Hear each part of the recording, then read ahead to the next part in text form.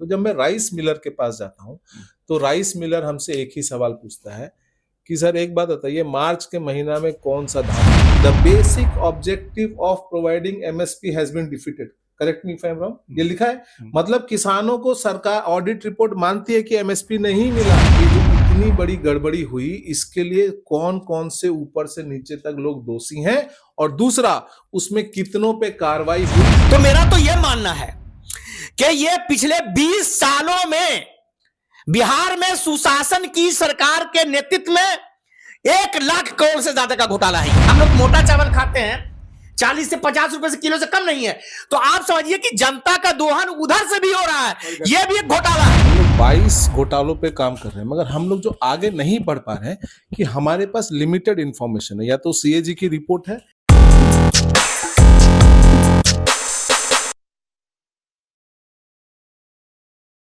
हमारे साथ एक राजनीतिक प्रवक्ता भी हैं, जनसुराज के प्रवक्ता हैं मइसुद्दीन जी, सैयद मइसुद्दीन जी, और संजीव श्रीवास्तव हैं, प्रखर वक्ता हैं, और साथ में हमने आज फिर बुला लिया है सत्येंद्र सिंह को। क्या लगता है संजीव जी, जैसा कि सत्येंद्र जी से आपने सुना? देखिए, सत्येंद्र जी और हम दोनों बिहार सामाजिक अंकेक्षण में काम कर रहे हैं, बिजली का अंकेक्षण कर चुके हैं। अब इस बहुत सारे मुद्दों पे काम कर रहे हैं। ये तो बच्चा मुद्दा है, बड़े बड़े मुद्दा है इनके। तो अब जो हम लोग सामाजिक अंकेक्षण में हम लोग क्या करते हैं कि हम लोग हर स्टेक होल्डर से चर्चा करते हैं। तो जो मेरा जो आउटकम अभी तक निकल के आया है, जो ऑडिट रिपोर्ट है पब्लिक प्लेटफॉर्म पे है, मैं आपके इसमें भी लिंक डाल दूंगा। उसके बाद हम लोगों ने बहुत सारे लोगों से इसमें चर्चा किया। तो जब मैं राइस मिलर के पास जाता हूँ तो राइस मिलर हमसे एक ही सवाल पूछता है कि सर एक बात बताइए, मार्च के महीना में कौन सा धान मिलता है। हमसे भी बहुत से राइस मिलर ने बताया। पहला सवाल था कि सर आप हमको ये बता दो कि मार्च के महीना में धान बिहार में कहाँ मिलता है। बोला सर मार्च के महीना में धान का काम आया, डीएम डायरेक्ट फोन करते थे, एजीएम से मिलने बोलते थे, हम लोग एजीएम से मिलते थे जाकर के। आपने पुलिस में योगी जी का एक पुलिस में बड़ा टर्म है स्पेशल टास्क फोर्स, सुने हैं ना? पुलिस धान परचेज में स्पेशल टास्क फोर्स बनाया गया था, एसटीएफ। मैं फिर से बोलता हूँ, परचेज के लिए कोई पुलिसिंग एसटीएफ नहीं था, धान परचेज का एसटीएफ था, जिसके ऊपर बहुत प्रेशर था माल खरीदने के लिए। डिस्ट्रिक्ट टास्क फोर्स, हाँ, डिस्ट्रिक्ट टास्क फोर्स। हाँ, तो स्पेशल टास्क फोर्स जो था, जिसका नाम डिस्ट्रिक्ट टास्क फोर्स दिया गया था, वो किया गया था। अब हम लोग आते हैं कि पहला क्वेश्चन कि मार्च महीना में आपने कैसे धान कहाँ से उठाया, कौन से ग्रह से उठाया? का है कि बिहार वाले तो हमारे किसान तो ना स्टोरेज फैसिलिटी है ना कुछ है, वो तो खेत पर से ही धान खत्म कर देते हैं, वो कहाँ लेके जाते हैं? आप ही लोग।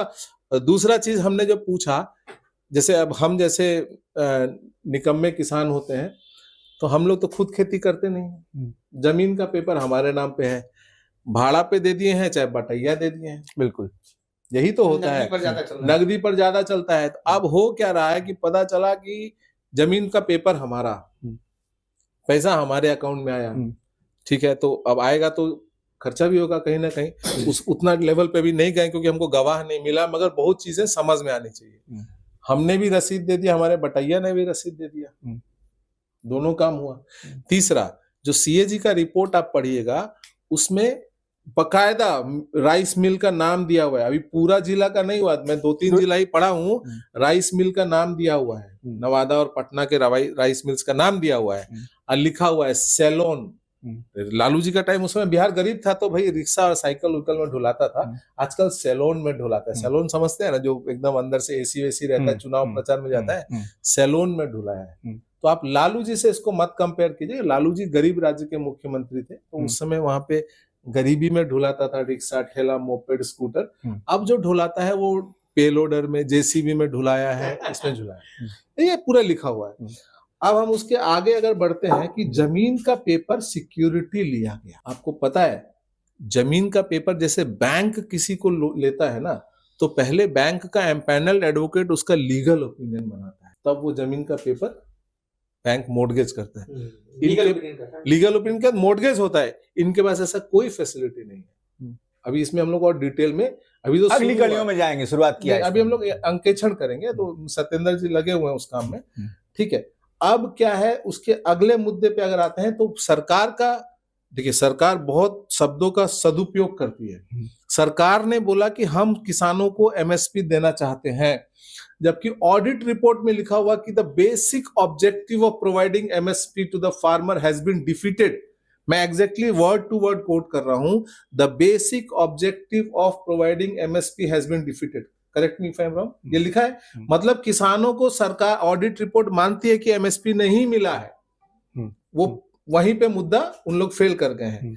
अब उसके अगले में आते हैं, हो सकता है मिलर भी सच नहीं बोल रहे हैं, अधिकारी भी नहीं बोल रहे हैं। अधिकारी तो मौसम के खिलाफ बात कर रहे हैं, ऑडिट लेकिन संजीव जरा सा रोक दे रहा हूं आपको। जो छोटे छोटे मिलर हैं, फंस तो सबसे दो चार पैक्स वाले भी फंसे हैं, पैक्स वाले भी फंसे, छोटे छोटे मिलर फंसे, बड़े वाले ने तो बड़ा घोटाला किया इसमें मिलके। दो चार हैं जो उसका नाम आप भी जानते हैं। तुलसी का पत्ता होता है, छोटा बड़ा कुछ नहीं होता। अब वो बेचारा बोल रहा है, देखिए हर एक सामाजिक अंकेक्षण कोई फाइनेंशियल ऑडिट नहीं है, फाइनेंशियल ऑडिट हो चुका है, अब हम लोग सामाजिक अंकेक्षण कर रहे हैं। अब आप मिलर को पूछेगा तो बोलते थे कि सर धान सड़ा हुआ आया था, धान जो था खराब धान आया था, क्योंकि ऑफ कोर्स ऑफ सीजन में आपको कौन सा धान मिल जाएगा। बिल्कुल बिल्कुल बिल्कुल। तो वो बोलता है कि सर हम लोग नहीं लेना चाहते थे, तो डीटीएफ वाले बोलते थे कि अरे भाई तुम लो ना वापस, तो चावल हम ही को खरीदना है। ऐसा उनका वर्बल है, इसका कोई मेरे पास अभी एविडेंस वीडियो मैंने नहीं बनाया। ये मिलर बोलते थे, मिलर बोलते हैं टास्क फोर्स से जबरदस्ती। हालांकि उन लोगों ने कहीं कहीं पे स्टेटमेंट्स लिखित भी दिए हैं कोर्ट वगैरह में कि साहब हमको खराब धान दिया।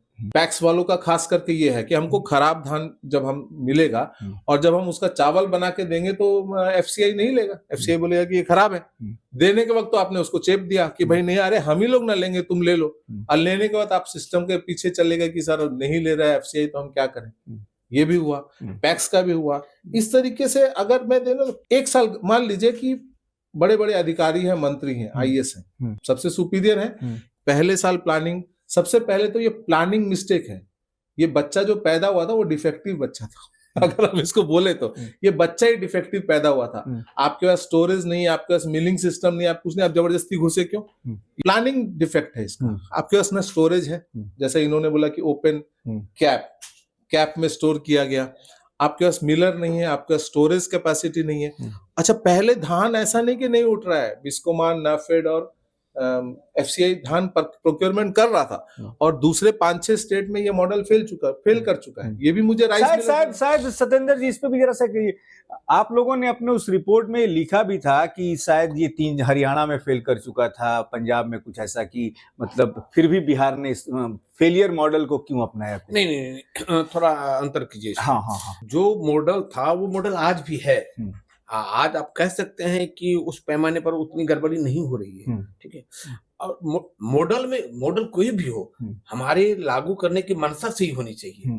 हम उसका ढंग सही आने पड़ता है, हमको तरीका अपना सही अपनाना चाहिए ना। कौन कहाँ फेल हो गया है इससे कोई मतलब नहीं होता है। अगर वही सीएमआर हम पहले ले लेते हैं जैसा कि एफसीआई लेता था, और जो कि इनके एग्रीमेंट का भी क्लॉज था कि हमको सीएमआर पहले लेना है, ले लेते तो घपला कहाँ से होगा? नहीं होगा। दूसरा बात, जो स्टोरेज कैपेसिटी का जो इन्होंने बात किया है वो भी बहुत महत्वपूर्ण है। जब हम खुद अपने लिए खरीदिएगा, हम अपने लिए खरीदेंगे, हमको मन खर्च हो जाएगा कि हम इतना आलू खरीदें, तो भाई हम उसके लिए स्टोरेज कैपेसिटी बढ़ाएंगे, उसको कैसे सुरक्षित रखेंगे हमको सोचना होगा। ये जो लैक हुआ ना, ये लैक सरकार बिहार के लिए बहुत दुखदायी हुआ। कितना डिस्ट्रिक्ट में आप लोग ऑडिट किए हैं? क्योंकि एक सवाल मेरे मन में बार बार उठता है कि कितना क्वांटम क्या है इसका? की रिपोर्ट है, कितने जिलों पर आधारित है? देखिए कितने जिलों के अध्ययन पर आधारित है? 433 करोड़ जो है वो पेन बिहार पिक्चर है, ठीक है ना। जो एजी का रिपोर्ट हमारे विधानसभा में है वो पेन बिहार पिक्चर है, मतलब पहले साल वाला। पहले साल। दूसरे विभाग में हम लोग डिटेल ऑडिट, हमको लगता है कि उसमें शायद 7 डिस्ट्रिक्ट का किए थे या 5 डिस्ट्रिक्ट का ही किए थे, कम ही करते हैं, लेकिन उसको हम लोग तुलना कर लेते हैं। लेकिन वो बानगी है कुछ जिलों की जो पूरे बिहार में उसी तरह से हुआ। ये मान के चलते हैं हम लोग, ये मान के चलते हैं सैंपल टेस्टिंग है। हाँ, ये सैंपल टेस्टिंग है, हमारा तो सैंपल टेस्टिंग ही होता है। मेरा एक लास्ट सवाल है, उसके बाद मैं मसीहुद्दीन जी को दूंगा, क्योंकि मैं अभी तो ये 6 महीना ऑडिट चलेगा, बिजली भी हमारा 1 साल ऑडिट चला था। हमको एक बात बताइए, सरकार लोकतंत्र है, पब्लिक का पैसा है, अकाउंटेबिलिटी आप लोगों ने क्या फिक्स किया था कि जो इतनी बड़ी गड़बड़ी हुई इसके लिए कौन कौन से ऊपर से नीचे तक लोग दोषी हैं, और दूसरा उसमें कितनों पे कार्रवाई हुई, या क्या फिर से लीपापोती कर दी गई, कार्रवाई नहीं की गई, क्योंकि मैं जानता हूं कि अगर एक अधिकारी एक बार गलती करेगा, आप उसके ऊपर कार्रवाई नहीं करेंगे तो फिर दोबारा भी गलती करेगा। क्यों? उसका मोरल 11-12 में भी तो गलती है, डबल हो गया। अरे नहीं, जो अधिकारी मान लीजिए 11-12 में एक जगह गलती किया धान में, वो दूसरे विभाग में जाएगा तो वहां भी गलती करेगा। उसको तो पता है कि जो पॉलिटिकल मास्टर मेरा बैठा है, बिल्कुल, लोकतंत्र में मालिक जनता होती है, माध्यम तो पॉलिटिकल लोग होते हैं, जो नेता मंत्री होते हैं। एक बार उस अधिकारी को पता चल गया कि वो मुझे बचाव कर लेगा, तो दोबारा फिर वही गलती करेगा, दोबारा गलती करेगा, उससे बड़ी गलती करेगा। तो मैं ये जानना चाहूंगा अकाउंटेबिलिटी किस किस की थी, ऊपर से नीचे तक, और उसमें क्या किसी पे कार्रवाई हुई? क्योंकि अब 10 साल गुजर चुका है, 10 साल से ज्यादा गुजर चुका, 2011 से 2024 13 साल गुजर चुका है। बिल्कुल, क्या अधिकारियों पे कार्रवाई हुई, या जैसा कि लोग बोलते हैं कि ये अधिकारियों की सरकार है, यहाँ कार्रवाई सेकंड ग्रेड सिटीजन पे होगी? सेकंड ग्रेड सिटीजन कौन हुए? पैक्स वाले और मिलर्स। देखिए, विस्तृत जानकारी तो आपको ये सरकार ही देगी, लेकिन मुझे ज्यादा जो जानकारी है, जो पेपर में वगैरह में आते हैं, कि मिलरों पर तो कार्रवाई हुई है रिकवरी के लिए। जिस एजीएम के यहाँ या जो उस समय के स्टोर इंचार्ज था, वो दूसरे जगहों से भी बिहार सरकार के कर्मचारी को लिए गए थे, हायर किए गए थे, उन पर भी कार्रवाई हो रही है, गलने, सड़ने या घटने के मामले में। कुछ डिस्ट्रिक्ट मैनेजर पर भी कार्रवाई हुई है।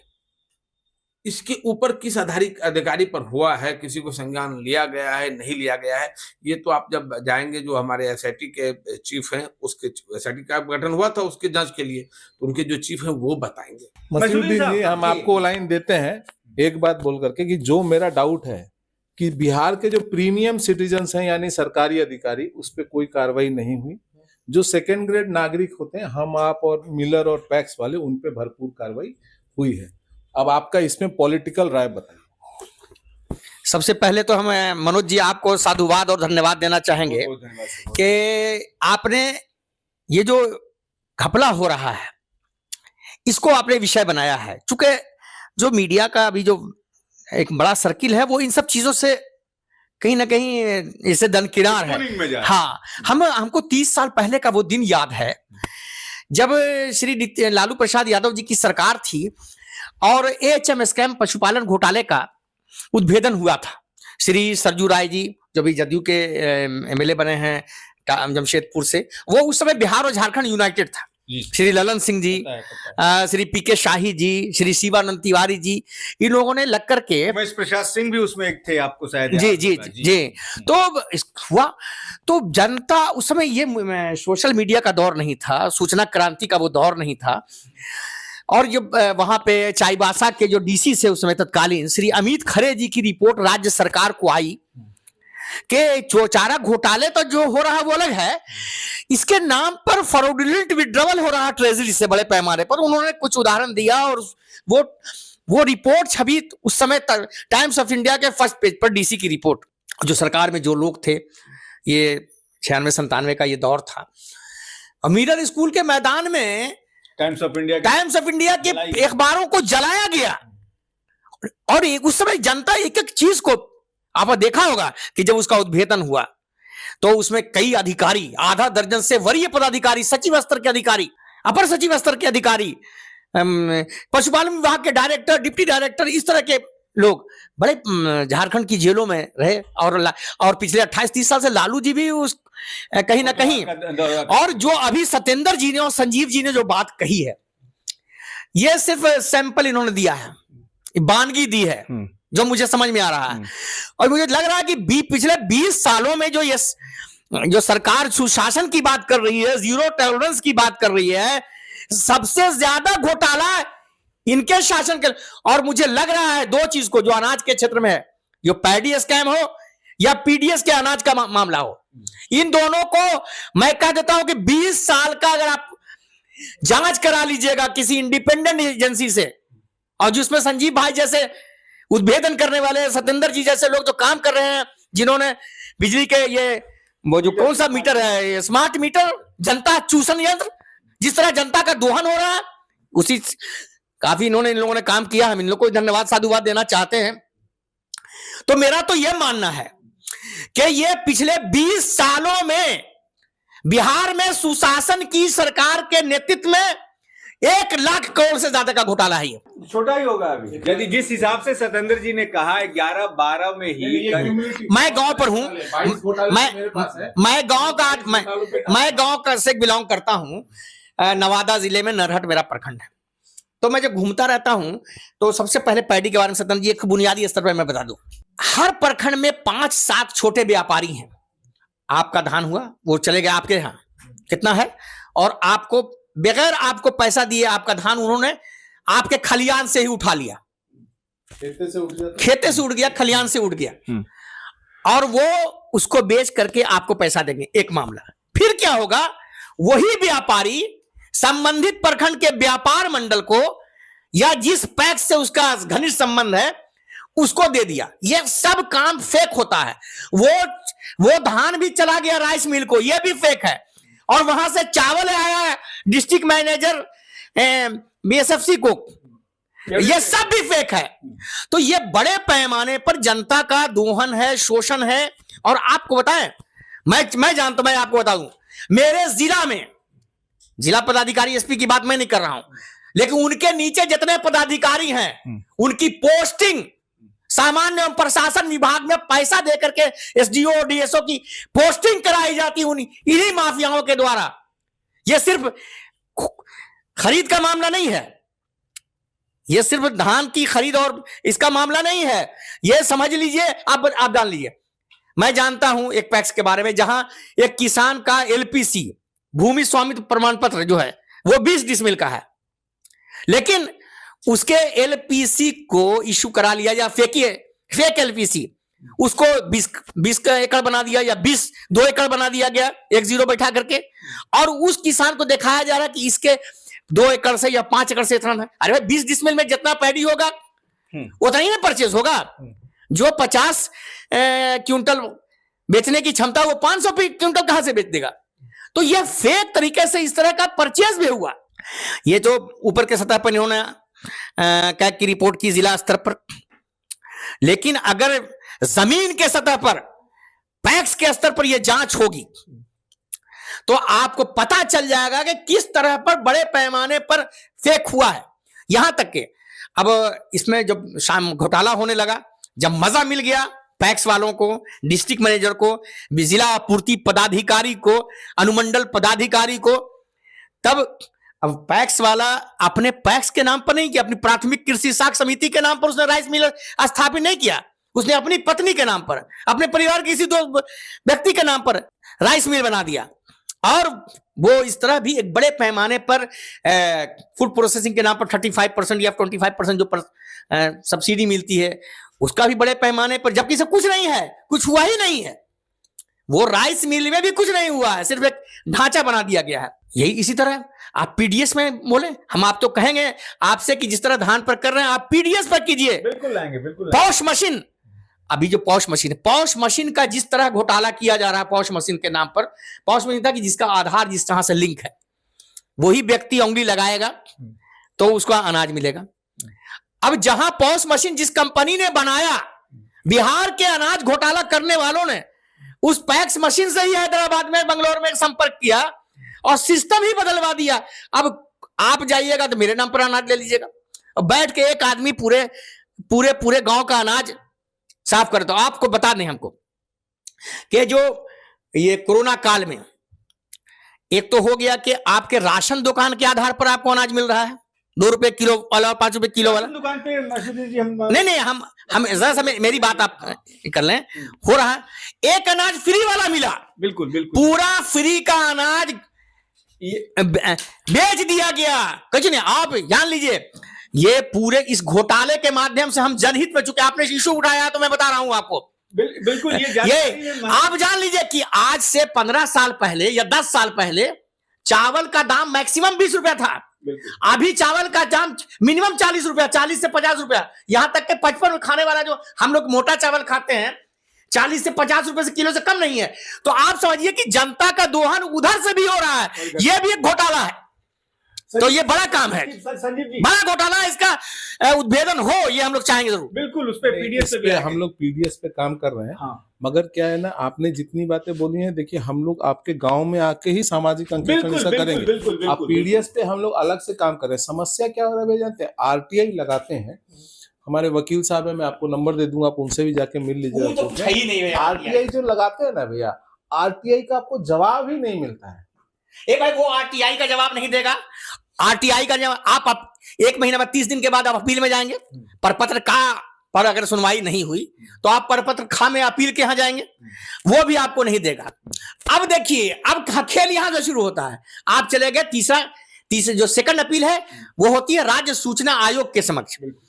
तो हमको आप चले जाएं सूचना भवन में, राज्य सूचना कि आज फाइल हुआ तो किसी भी व्यक्ति को 1 साल से पहले कोई जवाब नहीं मिलता है। सूचना इन सब मामलों को दबाने के लिए जो सूचना अधिकार है इसको भी दबाया जा रहा है, इसको तो कुछ कमजोर भी किया गया है, इसको दबाया। और आपको बता दें कि आयोग के स्तर पर 1 साल से पहले किसी को कोई सूचना नहीं मिली, भाई कोई आदेश ही नहीं पारित होता है उसमें, यह भी एक घपला है। मनोज जी ये भी एक बहुत बड़ा कारण है। अभी हमारे पास हम और सत्येंद्र जी और हमारे सीनियर भी एक है, हम लोग 22 घोटालों पे काम कर रहे हैं, मगर हम लोग जो आगे नहीं बढ़ पा रहे हैं कि हमारे पास लिमिटेड इंफॉर्मेशन है, या तो सीएजी की रिपोर्ट है या जनता, क्योंकि सामाजिक अंकेक्षण में आपको हर एक स्टेक होल्डर से बात करना पड़ता है, जनता की रिपोर्ट है, मगर हम लोग को आरटीआई का इंफॉर्मेशन ही नहीं दिया जा रहा है, जिसकी वजह से हम दोनों आदमी का हाथ 2200 घोटाले में बंद है। ये एक घोटाला नहीं है, 2200 घोटाले में जो। हाँ, तो इस चर्चा को, जो धान का घोटाला जिसे मैं चारा घोटाला से भी बड़ा कह रहा हूं, इसकी कड़ियां हम हर हफ्ते कोशिश करेंगे 2 लाने की, और हमारे साथ यही मेहमान रहेंगे। लेकिन इन घोटालों को कैसे अंजाम दिया गया, हम तमाम राइस मिलर को भी यहाँ बुलाने की कोशिश करेंगे कि उनका कहना क्या है। हम पैक्स के जो लोग हैं, जो अध्यक्ष हैं, पैक्स के जो किसान हैं जो धान देते हैं, उनको भी हम बुलाने की कोशिश करेंगे, और निष्कर्ष निकालने का ये सिलसिला सुशासन बाबू के खिलाफ हमारा चलता रहेगा। आज के लिए बस इतना ही, हमें दीजिए इजाजत, नमस्कार।